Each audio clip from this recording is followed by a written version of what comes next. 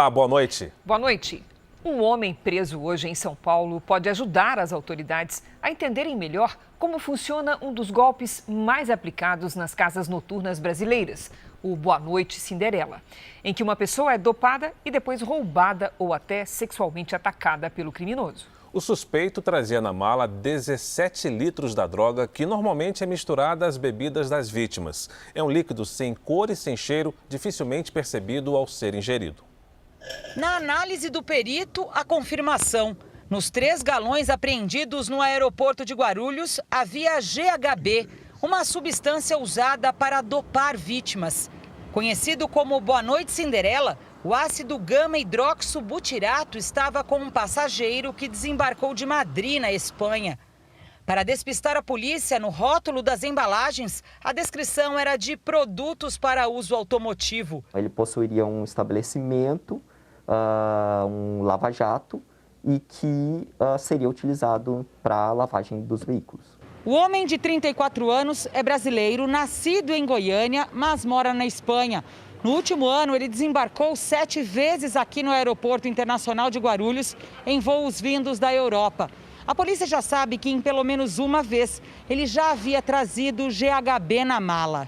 Com os 17 litros da droga, é possível fazer quase 20 mil doses de Boa Noite Cinderela. Uma substância perigosa, incolor e que não tem cheiro. Muitos golpistas misturam o GHB na bebida de vítimas em festas e clubes noturnos. O consumo quase nunca é percebido. Rapidamente leva à perda da consciência e a vítima se torna alvo fácil de roubo e até abuso sexual. A substância também é usada por traficantes para produzir as chamadas superdrogas, geralmente com cocaína e êxtase. Uma mistura altamente alucinógena que leva jovens ao coma e à morte por overdose. Ela pode chegar a uma situação de depressão respiratória, ou seja, inibição do sistema nervoso, onde o indivíduo para de respirar, ele deixa de respirar. Então, é uma substância que pode ser letal, principalmente quando, em termos de dose, obviamente, quando associada ao álcool. Veja agora outros destaques do dia. Presidente do Butantan acredita que vacinação contra a Covid-19 será anual. Ministro da Saúde afirma que todos os brasileiros estarão imunizados até dezembro. Desemprego sobe e bate recorde no primeiro trimestre do ano. A Covid-19 cala uma lenda do samba. Uma doença renal leva o prefeito brasileiro referência de urbanismo no planeta. E como é a vida nas cidades alagadas no Amazonas?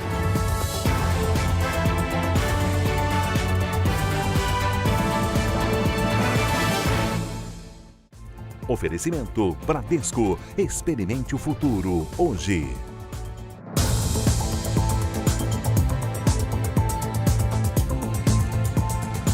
Um relatório anual divulgado hoje pela Companhia de Engenharia de Tráfego de São Paulo mostra que o número de acidentes na maior cidade do país foi menor em relação ao ano passado. O número de vítimas também diminuiu, a não ser para uma categoria específica, a dos motociclistas. As manobras se desenham pelas ruas e integram os motociclistas à paisagem paulistana. Desde o começo da pandemia, no ano passado, o número de motos se multiplicou na cidade. Com ele, cresceu também o número de vítimas. Os motociclistas foram os que mais morreram no último ano. De acordo com a pesquisa da Companhia de Engenharia de Tráfego, só em 2020, primeiro ano da pandemia, 345 motociclistas morreram em acidentes de trânsito. É praticamente um por dia. Neste ano, só nos 3 primeiros meses, o número de vítimas em motos já passa de 190. Isso corresponde a mais da metade do número de motociclistas mortos no ano passado. Não é só a morte que também nos preocupa, mas o pós-acidente, a evolução desse acidente, desse acidentado no hospital, evoluindo com sequelas importantes, com incapacidades, com limitações para o trabalho. Joaquim trabalha como motoboy há mais de 10 anos. já perdeu as contas de quantos colegas morreram. Às vezes a gente sofre com o pouco de tempo, às vezes, que a gente tem do aplicativo para que a gente chegue na entrega o mais rápido possível. Do total de vítimas fatais dos acidentes de trânsito em São Paulo, 43% estavam em motos, 39% eram pedestres, 13% estavam em carros e 5% eram ciclistas. A gente também sabe que no meio tem muitos que não respeitam a legislação de trânsito, que não respeitam as regras da forma que deveria ser respeitado, mas isso, acrescentado uma pressão das empresas de entrega por aplicativo, acrescentado todo um modelo de remuneração, entendeu? Que foge das regras normais, aí a tendência é única, é o número de acidentes aumentar, é o número de mortes aumentar. Em mais de 60% dos casos, a vítima é o próprio condutor. Jovens com idades entre 18 e 29 anos, a maioria homens. Mas as mulheres também aparecem nas estatísticas. A rua ela tem esse risco, né? A gente está aí no dia a dia correndo esse risco, né? Inevitável. Mas a gente tem que saber também se precaver na rua, tomar cuidado, né? A gente vê que a nossa vida vale muito, né, na rua.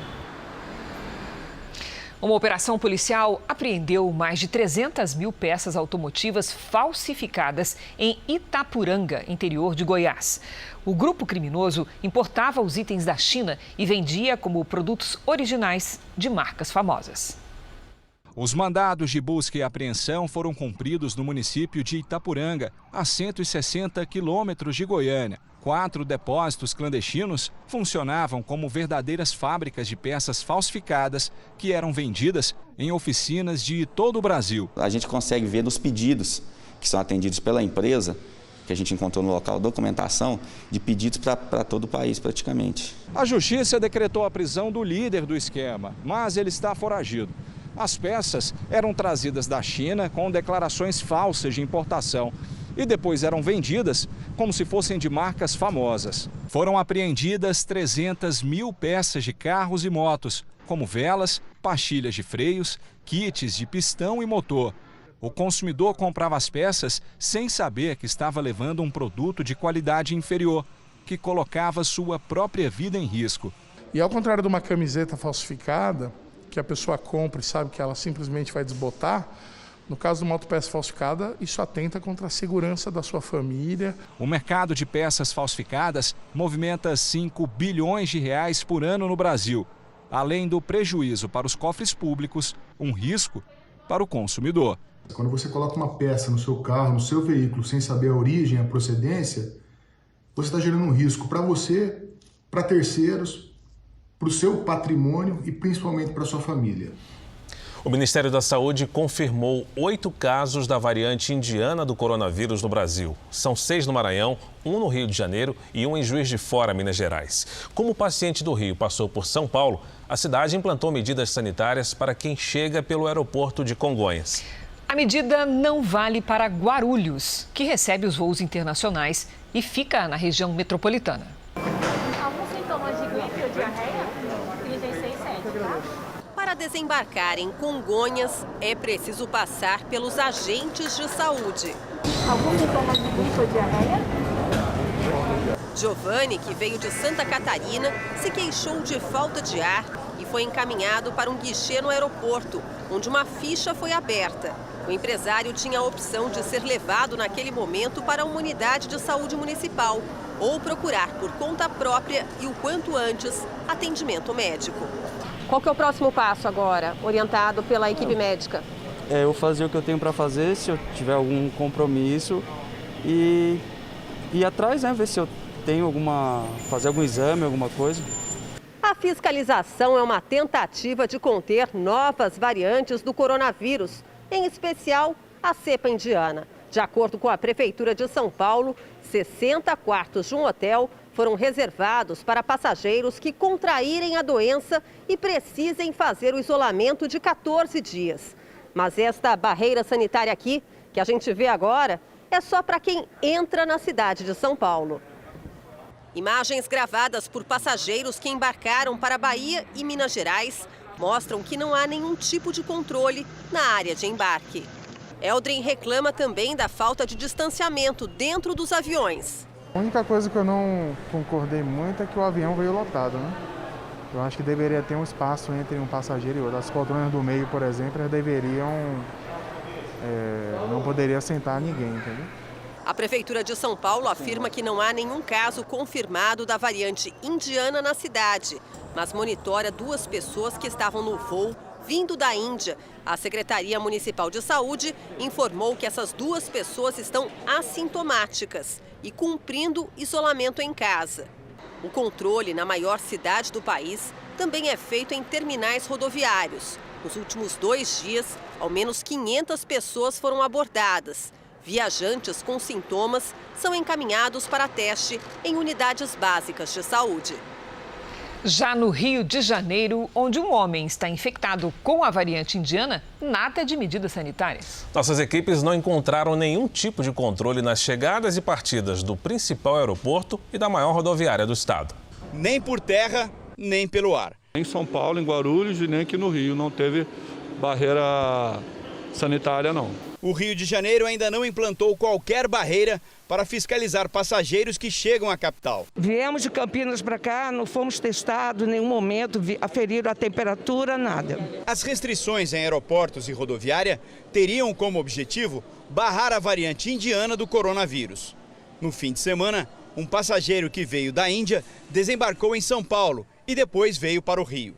O homem de 32 anos teve diagnóstico confirmado para a Covid-19. Um exame genético confirmou que ele foi infectado pela nova variante. Por causa da pandemia, o movimento no Aeroporto Internacional do Rio de Janeiro despencou. Normalmente, circulariam por aqui cerca de 1 milhão de passageiros, mas no mês passado foram um pouco mais de 100 mil.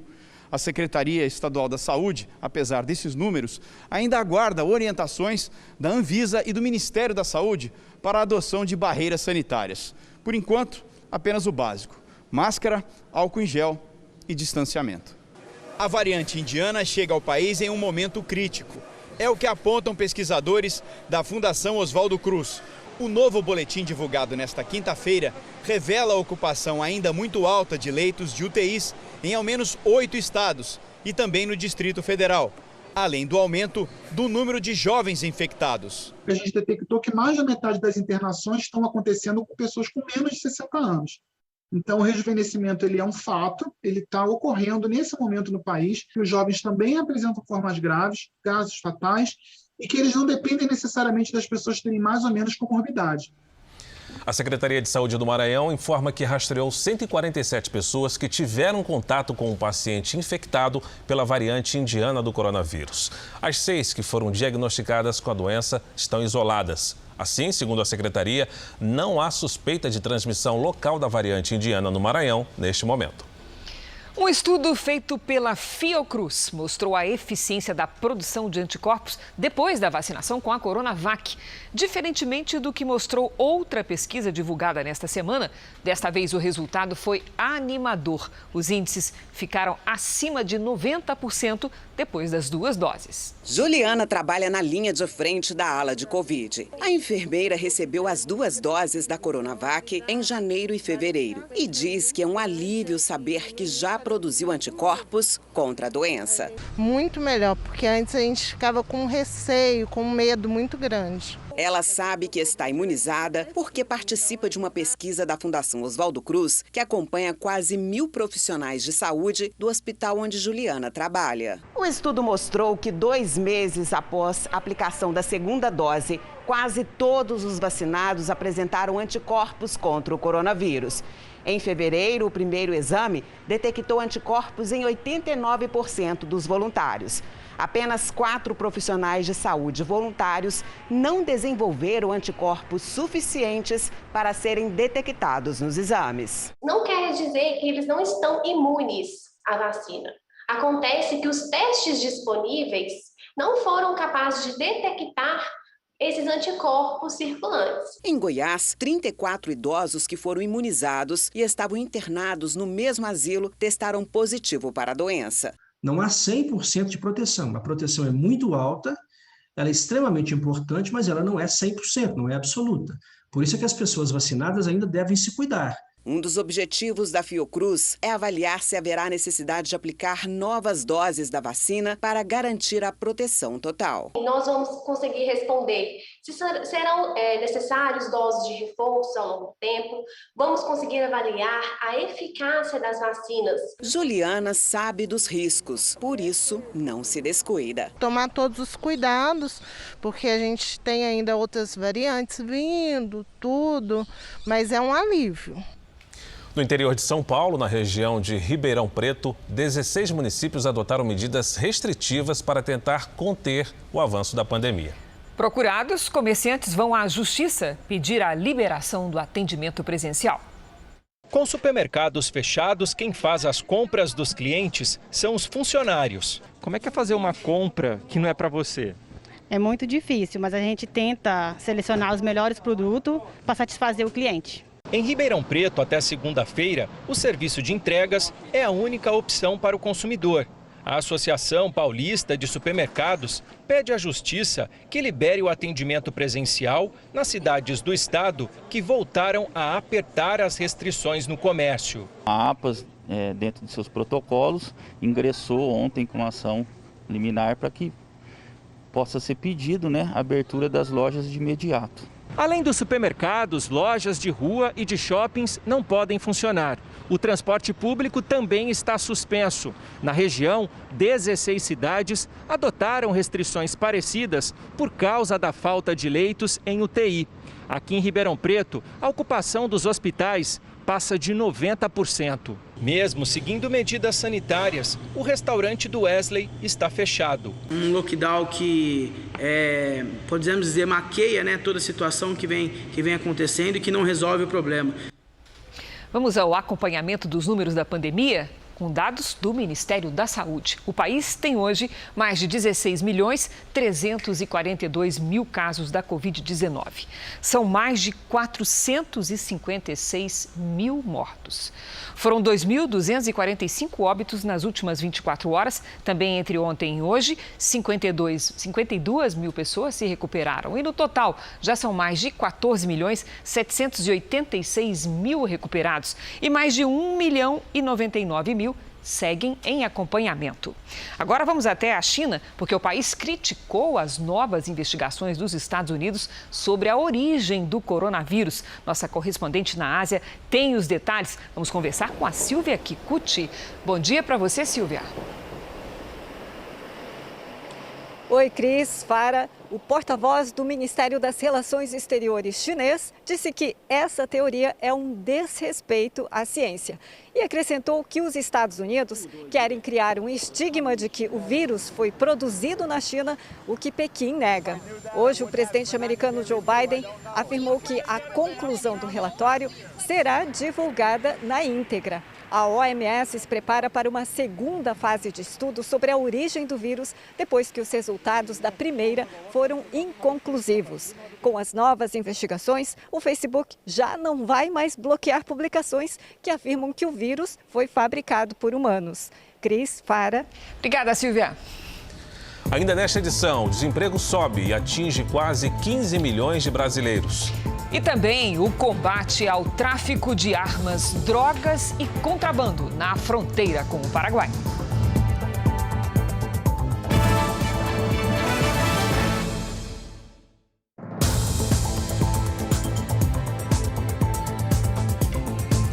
O presidente Bolsonaro viajou hoje para o estado do Amazonas. Ele inaugurou uma ponte em São Gabriel da Cachoeira. A obra facilita o acesso a uma comunidade onde vivem 500 indígenas. Durante o evento, ele falou aos militares sobre a polarização política e ressaltou a importância das Forças Armadas para o atual governo. Ao lado dos ministros Braga Neto da Defesa e Luiz Eduardo Ramos da Casa Civil, Bolsonaro discursou no evento de entrega da ponte. Queremos progresso e, acima de tudo, liberdade. E a gente sabe que esse último desejo passa por vocês. Vocês é que decidem em qualquer país do mundo como aquele povo vai viver. Deus deu essa missão para nós. Vamos aproveitá-la no bom sentido. Também estava presente o comandante do Exército, Paulo Sérgio. Ele é quem vai decidir qual a punição aplicada ao ex-ministro da Saúde e general Eduardo Pazuello, que discursou em manifestação política, o que é proibido pelo regimento das Forças Armadas para militares da ativa. Amanhã vence o prazo de entrega da defesa de Pazuello. Em Brasília, o vice-presidente da República, Hamilton Mourão, disse que o regulamento do Exército deve ser seguido. A regra tem que ser aplicada para evitar que a anarquia se instaure dentro das forças, que assim como tem gente que é simpática ao governo, tem gente que não é, né? Então cada um tem que permanecer dentro da linha que as Forças Armadas têm que adotar. As Forças Armadas, elas são apartidárias, elas não têm partido. O partido das Forças Armadas é o Brasil. O ex-ministro Eduardo Pazuello entregou sua defesa ao Exército nesta quinta-feira, um dia antes do prazo. Ele alega que o encontro de domingo passado não tinha conotação política e que, por isso mesmo, não participou de ato político e que apenas tirou a máscara facial ao subir no carro de som. O Brasil se absteve na votação do Conselho de Direitos Humanos da ONU, que aprovou uma investigação sobre possíveis crimes cometidos por Israel e o grupo terrorista Hamas. A resolução teve 24 votos a favor. 9 nações foram contra, entre elas Áustria, Alemanha e Reino Unido. O Brasil e mais 13 países se abstiveram. A representante brasileira no Conselho afirmou que a investigação não é capaz de contribuir para a paz e diálogo entre israelenses e palestinos. O primeiro-ministro Benjamin Netanyahu rejeitou a decisão do Conselho e acusou a organização de ser anti-Israel. Mais uma vez, uma maioria automática e moral no Conselho encobre uma organização terrorista genocida que alveja deliberadamente civis israelenses enquanto transforma os civis de Gaza em escudos humanos, segundo nota divulgada pelo governo israelense. O Ministério das Relações Exteriores de Israel também condenou a decisão e citou o fato de a resolução da ONU não condenar o lançamento de mais de 4.300 foguetes pela organização terrorista contra o Estado de Israel. A seguir, o comércio de atestados médicos falsos para furar a fila da vacinação. E também a rotina dos moradores da cidade do Amazonas, que fica metade do ano debaixo d'água.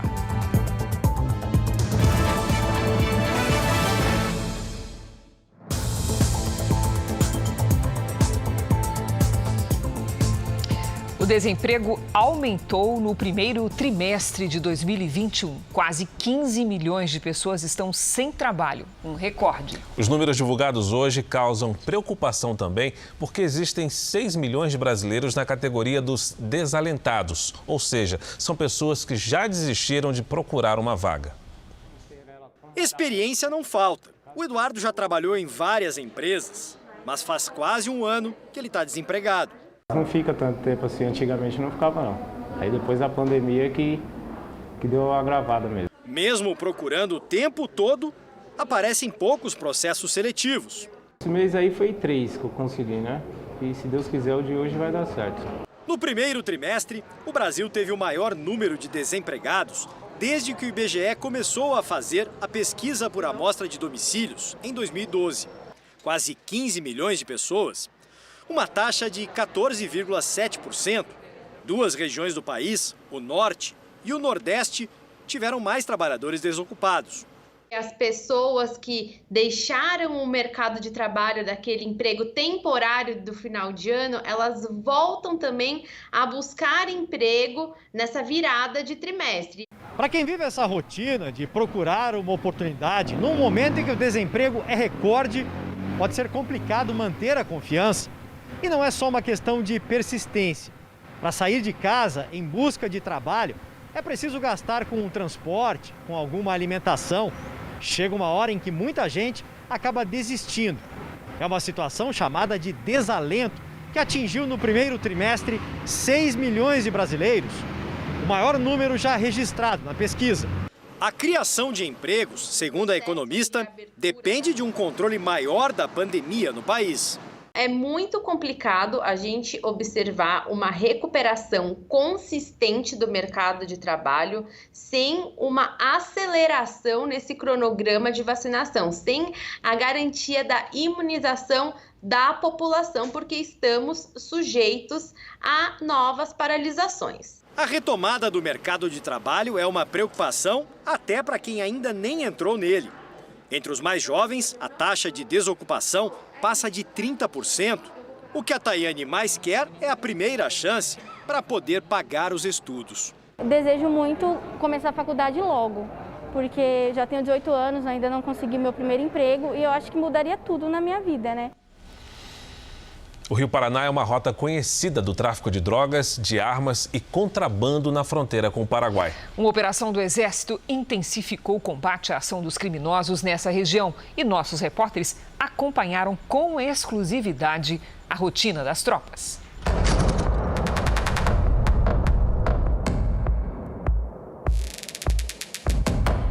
O segundo maior rio do Brasil não foi batizado à toa. O nome Paraná vem da língua indígena tupi, que significa rio-mar. E não é para menos. Essa imensidão de água que move as turbinas de Itaipu corta 3 países e serve como fronteira natural entre o Brasil e o Paraguai. Na altura de Guaíra, no oeste do estado do Paraná, as lanchas em alta velocidade cruzam de um lado para o outro. É tão rápido que temos que deixar a imagem mais lenta para conseguir ver as embarcações. Dentro delas, criminosos desafiam as autoridades. Eles mesmos postam em redes sociais o vai e vem do crime. Esse é o principal ponto de travessia dos criminosos. Aqui atrás temos o Paraná, naquela ponta o Paraguai e do outro lado o Mato Grosso do Sul. De uma margem na outra do rio, são mais de 3,5 km.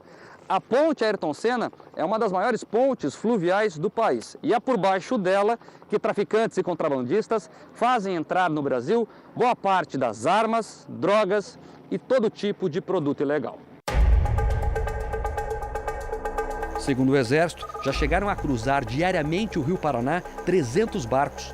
A estimativa é que, juntos, eles movimentassem 40 milhões de reais por dia. No rastro das lanchas, as marcas da violência. Guaíra chegou a ser considerada a segunda cidade mais violenta do país. Eram quase 100 assassinatos para cada 100 mil habitantes. A situação começou a mudar depois que vários órgãos de segurança uniram forças. Exército, Polícia Federal, Polícia Rodoviária Federal, Polícias Militar e Civil do Paraná e a Receita Federal estão em terra firme nas margens do rio. No ar e principalmente dentro d'água. O comando das operações é feito dessa base flutuante, uma chalana montada no meio do Rio Paraná. Daqui, os militares conseguem ter uma visão privilegiada e orientam as patrulhas nos barcos que fazem as abordagens. A fiscalização também tem olhos aéreos. Helicópteros também ajudam no bloqueio da fronteira aos criminosos.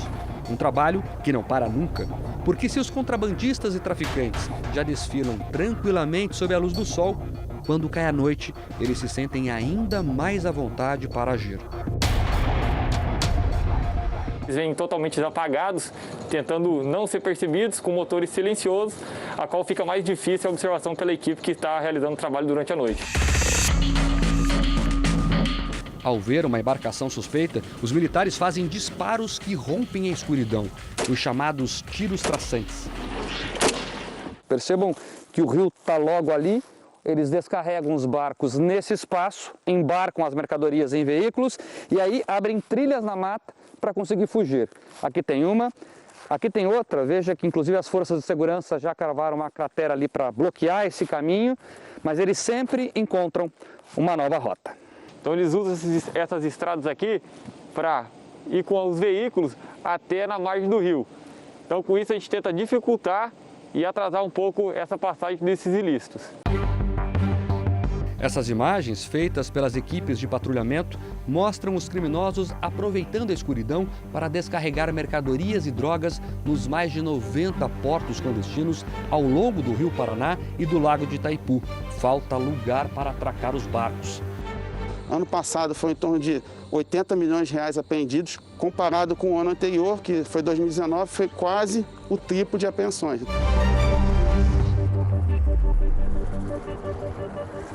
No Rio de Janeiro, 2 homens foram presos em uma clínica suspeita de fornecer atestados falsos de comorbidade para vacinação contra a Covid-19. R$20. Esse era o preço cobrado por um atestado médico falso dado a pessoas sem comorbidades que queriam furar a fila da vacinação contra a Covid-19. O dono do estabelecimento, Sérgio Mendes Isidoro, e o médico Augusto Guedes de Carvalho Filho foram presos hoje. No local, atestados prontos foram apreendidos.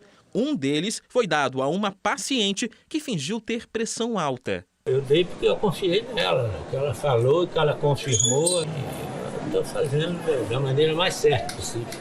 Os 2 presos vão responder em liberdade. A conduta do médico que assinou os atestados falsos será investigada pelo Conselho Regional de Medicina do Rio.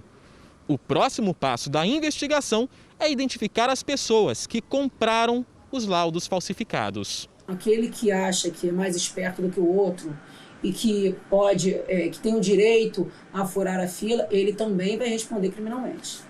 Em Minas Gerais, um esquema parecido foi descoberto pelo jornalismo da Record TV. O repórter Túlio Amâncio se passou por paciente e conseguiu o atestado de comorbidade por R$200. Sem fazer nenhum exame, o médico Bauer Dias da Silva disse o que era preciso fazer para conseguir o laudo falso. Se você afirmar que é alérgico, eu poderia ter feito uma receita aqui. Bauer será investigado pela Polícia Civil de Uberlândia e pelo Ministério Público do Estado. Se confirmadas as irregularidades, os médicos podem responder a processos nos conselhos de medicina e correm risco de perder o registro profissional. Na esfera criminal, podem ficar presos por até 1 ano pelo crime de falsidade de atestado médico. Com as mudanças no teste feito em recém-nascidos, agora é possível detectar até 53 doenças na criança. Uma universidade de Minas Gerais identificou anticorpos contra o coronavírus utilizando o exame conhecido como teste do pezinho. Uma vez por mês, Michele traz a filha de 6 anos a este hospital em Porto Alegre. A menina tem uma doença rara que afeta o sistema nervoso central. Ela fez um teste do pezinho com 7 dias de vida, né? E aí não foi diagnosticado depois de 20 dias que eles solicitaram um perfil Tandem, que é um teste do pezinho ampliado. Se o teste do pezinho ampliado já estivesse em vigor, a mãe poderia ter detectado de forma antecipada a doença da Laura. Nesta semana, o presidente Jair Bolsonaro sancionou a lei que amplia a lista de doenças a serem investigadas no teste do pezinho feito no SUS. Mas a medida só entra em vigor daqui a 1 ano. O teste feito por uma gota de sangue retirada do pezinho do bebê deve ser feito em todo o recém-nascido entre 48 horas e o 5º dia de vida. Atualmente, aponta 6 doenças. Com a nova lei, o exame pode identificar até 53 tipos diferentes de enfermidades. Todas as doenças incluídas no teste do pezinho são doenças raras, né? Então, isso é um grande passo no sentido de aumentar o diagnóstico precoce das doenças raras. Em Minas Gerais, um estudo feito pela Universidade Federal do Estado aproveitou a coleta de sangue do teste do pezinho para fazer exames que identificaram anticorpos contra o coronavírus em recém-nascidos. Nós vamos avaliar essas crianças por 2 anos. Inicialmente com entrevistas pelo telefone a respeito do desenvolvimento da criança e suas condições de saúde, e depois mais 2 avaliações presenciais com testes mais robustos que vão poder nos dizer se houve ou não houve alguma sequela. Segundo o Ministério da Saúde, o Brasil deve receber nos primeiros dias de junho mais 2.300.000 doses de vacinas da Pfizer. Hoje, o ministro da Saúde, Marcelo Queiroga, deu início à vacinação de estivadores contra o coronavírus. O evento foi na sede da autoridade portuária. Marcelo Queiroga, que é médico, aplicou doses da AstraZeneca Oxford nos 2 primeiros trabalhadores. Jefferson é estivador há mais de 40 anos e perdeu colegas de trabalho para a Covid. A categoria é uma barreira, né? Nós lidamos com várias nações no mundo inteiro a bordo. Ao todo, 26 portuários foram vacinados em um ato simbólico nesta quinta. O ministro citou a inclusão desses trabalhadores nos grupos prioritários para ajudar a conter a variante indiana do vírus. Nos últimos meses, a categoria fez protestos para ter prioridade na vacinação. Só aqui no Porto de Santos, o maior do país, são mais de 20 mil profissionais, entre operacionais e administrativos. A vacinação de todos deve começar para valer na terça-feira que vem. Segundo o Ministério da Saúde, o Brasil deve receber nos próximos dias de junho mais 2.300.000 doses da vacina da Pfizer. A previsão do ministro é que todos os brasileiros sejam vacinados até dezembro, com a chegada também de pelo menos 20 milhões de doses do imunizante da Janssen. No mês de julho, nós conseguimos antecipar 4 milhões de doses da vacina AstraZeneca para o mês de junho. É possível que tenhamos também uma antecipação de doses da Janssen. A Janssen tem uma característica que é uma vacina que uma dose única. Já o ministro da Infraestrutura, Tarcísio Freitas, que também estava presente, falou sobre os planos de privatização do Porto de Santos, administrado atualmente pelo governo federal. Os estudos de Santos já estão bem adiantados e em breve a gente vai poder começar a consulta pública. O presidente do Instituto Butantan, Dimas Covas, depôs hoje a CPI da pandemia. O Butantan já tinha vacinas prontas no final de dezembro, segundo o presidente do Instituto, Dimas Covas. Mas a autorização emergencial da Anvisa para a Coronavac saiu em 17 de janeiro. E eu muitas vezes declarei de público que o Brasil poderia ser o primeiro país do mundo a começar a vacinação. Não fosse os percalços que nós tínhamos que enfrentar aí durante esse período. Tanto do ponto de vista do contrato, como do ponto de vista também regulatório. Ele afirmou que as conversas com o Ministério da Saúde sobre vacinas começaram em julho do ano passado e que a falta de uma resposta por parte do governo levou o Butantan a procurar novamente em agosto o Ministério para oferecer vacinas e pedir dinheiro para o desenvolvimento dos imunizantes. Segundo ele, as tratativas não avançaram. 7 de outubro, então enviei novamente um ofício ao Ministério, historiando e ofertando 100 milhões de doses. Sendo que desses 100 milhões, 45 seriam produzidas no Butantan até dezembro de 2020, 15 milhões de doses no final de fevereiro e 40 milhões adicionais até maio desse ano. Em outubro, o então ministro da Saúde, Eduardo Pazuello, anunciou a intenção de compra de 46 milhões de doses de vacinas. Na sequência, o processo teria sido novamente interrompido. Infelizmente, essas conversações não prosseguiram, porque houve sim aí uma manifestação do presidente da República naquele momento, dizendo que a vacina não seria de fato incorporada. Não haveria o progresso desse processo. O senador governista Marcos Rogério afirmou que o governador de São Paulo, João Dória, a quem o Butantan é subordinado, usou a negociação da Coronavac para se afirmar politicamente. O governador João Dória claramente utilizou e utiliza para fins meramente políticos. Políticos não, politiqueiros. Não vi falar em vidas, não vi falar na preocupação humanitária, está preocupado com a imagem pessoal. O presidente do Butantan afirmou também que será preciso tomar anualmente uma dose de qualquer vacina contra o coronavírus para reforçar a imunidade, assim como acontece hoje na vacinação contra a gripe. Eu não tenho chamado de terceira dose, mas de dose de reforço. Isso será necessário, nesse momento, para todas as vacinas.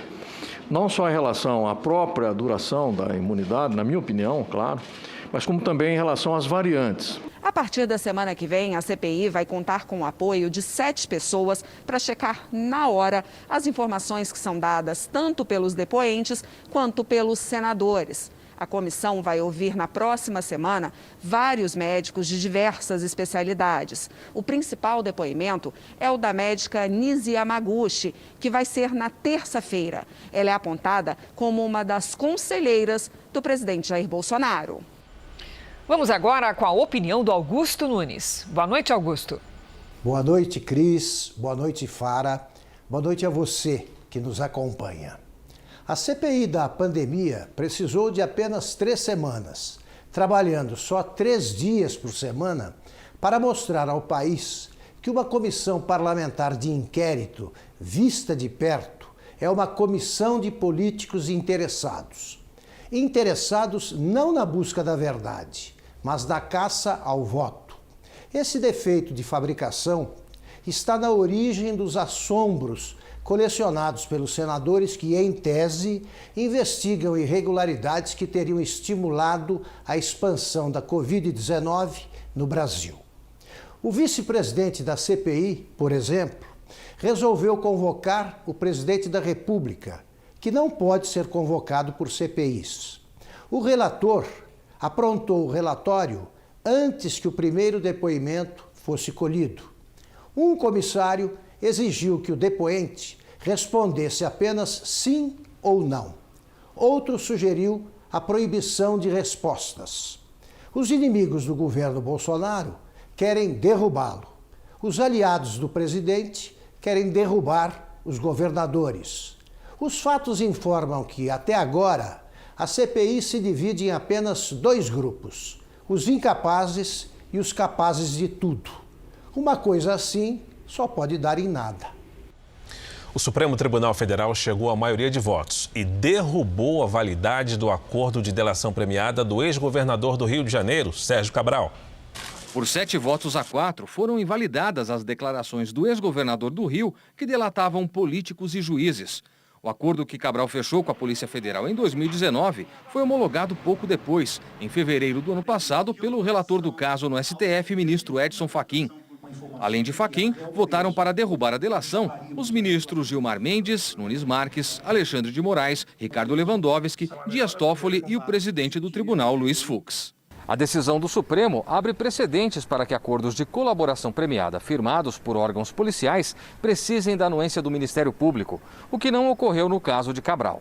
O ex-governador do Rio de Janeiro segue preso desde 2016, depois de ter recebido 18 condenações, que somam 342 anos de prisão. Com a delação, Cabral tentava o benefício da prisão domiciliar. O Senado aprovou a medida provisória que reajustou o valor do salário mínimo em R$ 1.100 a partir de 1º de janeiro. O texto agora será promulgado. O samba perdeu hoje uma de suas vozes mais resistentes. Aos 96 anos, Nelson Sargento morreu esta manhã vítima de complicações da Covid-19.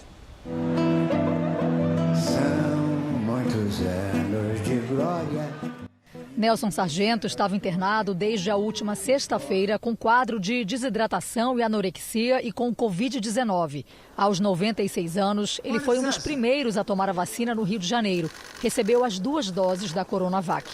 Nas redes sociais, artistas prestaram homenagens. Elza Soares escreveu: "Faça festa no céu, my love". Nelson Sargento veio morar na Mangueira aos 12 anos de idade. Na juventude, serviu o Exército e foi a partir daí que deixou de ser chamado de Nelson Matos e virou o Nelson Sargento. No samba teve professores especiais, um deles esse aqui, ó, Cartola. E juntos ajudaram a construir a história da Estação Primeira de Mangueira. Tenho um orgulho de pertencer a essa escola, também por causa do seu Nelson Sargento. Orgulho do samba. Monarco, compositor da velha guarda da Portela, também lamentou a perda do amigo. Ele era presidente de honra da Mangueira, eu sou presidente de honra da Portela. Eu ia na Mangueira, ele ficava junto comigo. Quando ele vinha na Portela, eu fazia a mesma coisa. O artista será cremado em uma cerimônia restrita à família. Nelson Sargento deixa a esposa, 9 filhos e a certeza de que o samba vai encantar as novas gerações. Samba, agoniza, mas não morre. Alguém sempre te socorre antes do suspiro derradeiro. Foi enterrado hoje à tarde em Curitiba o corpo do ex-prefeito da cidade e ex-governador do Paraná, Jaime Lerner. Ele morreu hoje de manhã por complicações de uma doença renal. Arquiteto e urbanista, Lerner se tornou uma referência mundial pelas soluções que criou no transporte público da capital paranaense. O último adeus foi reservado a familiares e amigos. O cortejo saiu sob aplausos. O corpo de Lerner foi sepultado no cemitério israelita de Santa Cândida, em Curitiba. Lerner estava internado desde domingo em decorrência de problemas renais e morreu na madrugada de quinta-feira aos 83 anos. Nesses anos todos, o curitibano de origem judaica se dedicou a duas paixões: a arquitetura e urbanismo e a política. Foi assim que, para muitos, ele se tornou o maior paranaense do século. Jaime Lerner foi prefeito de Curitiba por 3 mandatos e 2 vezes governador do Paraná. Foi pela administração inovadora na capital do estado que ficou mundialmente conhecido, principalmente pelas faixas exclusivas de ônibus e sistemas integrados no transporte público. Suas ideias foram usadas em muitas cidades de todo o planeta. Em 2018, foi considerado o segundo urbanista mais influente do mundo por uma revista americana. Ele deixa 2 filhas e 4 netos. No Reino Unido, 3 funcionários do falecido Príncipe Philip vão receber o equivalente a 220 milhões de reais. Segundo o tabloide britânico The Sun, Philip deixou a quantia em testamento. Entre as pessoas está um secretário particular do príncipe. Os filhos e os netos também foram citados no documento, mas a maior parte da herança ficou com a rainha Elizabeth II. Eles estavam casados havia mais de 70 anos. Vamos falar agora sobre o andamento da vacinação em todo o país. Nas últimas 24 horas, mais de 985 mil brasileiros receberam a primeira aplicação de vacina contra o coronavírus. Hoje, o Brasil tem mais de 43 milhões e 790 mil imunizados com a primeira dose. No portal r7.com você pode acompanhar a situação de todos os estados no mapa interativo. Vamos com a previsão do tempo? A chuva na região norte do Brasil alagou vários bairros em Belém, no Pará. Em 8 horas, choveu quase 20% do esperado para o mês inteiro. Vamos conversar com a Lidiane Sayuri. Boa noite, Lid. Vamos ter mais temporais? Como é que segue a situação do clima? Teremos sim, viu, Cris? Boa noite para você, para o Fara, para quem nos acompanha. O encontro de ventos dos 2 hemisférios mantém as nuvens de tempestade sobre o Amapá, Roraima e o norte do Pará. E tem previsão de pancadas em pontos isolados do Amazonas, Acre e Rondônia. No sul, uma nova frente fria traz risco de temporais a partir desta sexta-feira, com alerta para granizo, alagamentos e rajadas acima dos 70 km por hora, entre o Rio Grande do Sul e Mato Grosso do Sul. Nos litorais gaúcho e catarinense, ondas de até 2,5 metros. Nas áreas claras do mapa, sol e calor à tarde. Em Porto Alegre, máxima de 19 graus. No Rio de Janeiro, faz 31. Em Cuiabá, 35. Em Boa Vista, 29. E em Rio Branco, até 33. Em São Paulo, a sexta-feira pode começar com nevoeiro denso. Depois, essa nuvem baixa se dissipa e esquenta. Mínima de 15 e máxima de 28 graus. Nós começamos o Tempo Delivery com a mensagem do Railton, Lidiane, da cidade de Macaíba, no Rio Grande do Norte. Vamos lá. Railton, os próximos dias serão abafados aí em Macaíba com pelo menos 30 graus e uma chuvinha bem leve a qualquer hora. Agora o Magno também e o casal Inês e Gelson perguntam como é que vai ficar o tempo, Lidiane, lá na cidade de Valinhos. Opa, olha só, pessoal, o que vocês tiverem de fazer, que dependa do tempo, aproveitem a sexta. Amanhã nada de chuva, à tarde faz até 30 graus. Aí no fim de semana o sol aparece pela manhã, mas durante o dia chove. E as primeiras pancadas podem ser fortes, com ventania e trovoadas. No domingo, dia fechado e com risco de tempestade. Participe também do Tempo Delivery. Basta mandar seu pedido pelas redes sociais com a hashtag #VocênoJR. Obrigado, Lidiane. Gente. Obrigada, Lidi. Em Porto Alegre, imagens de uma câmera de monitoramento ajudaram a polícia a identificar o suspeito que atropelou e matou um morador de rua no centro da capital. Ele é um policial rodoviário federal que fugiu do local do acidente sem prestar socorro. Na delegacia, o agente disse que imaginou ter batido em um latão de lixo ou em uma pedra e que não parou porque estava desarmado e achou que pudesse ser um assalto. Ele pode responder por homicídio culposo quando não há intenção de matar. Como não foi autuado em flagrante, vai responder em liberdade. Um acordo entre as forças de segurança e garimpeiros acabou com os conflitos em Jacareacanga, no interior do Pará. Os confrontos começaram após uma operação da Polícia Federal e do IBAMA contra o garimpo ilegal em terras indígenas. Após o acordo, as forças federais deixaram a cidade. Os rios Negro e Solimões estão perto de atingir o maior volume da história. É o resultado das chuvas intensas que afetam a região norte do Brasil.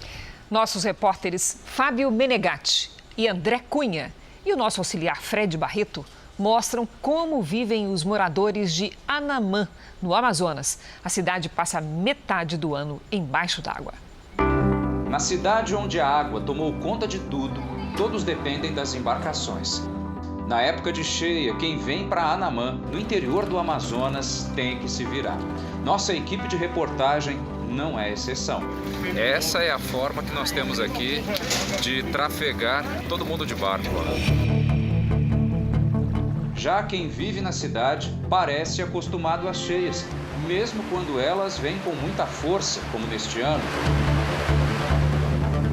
Às margens do rio Solimões, Anamã sofre com a subida das águas do rio. Este agricultor perdeu a roça que garantiu o sustento.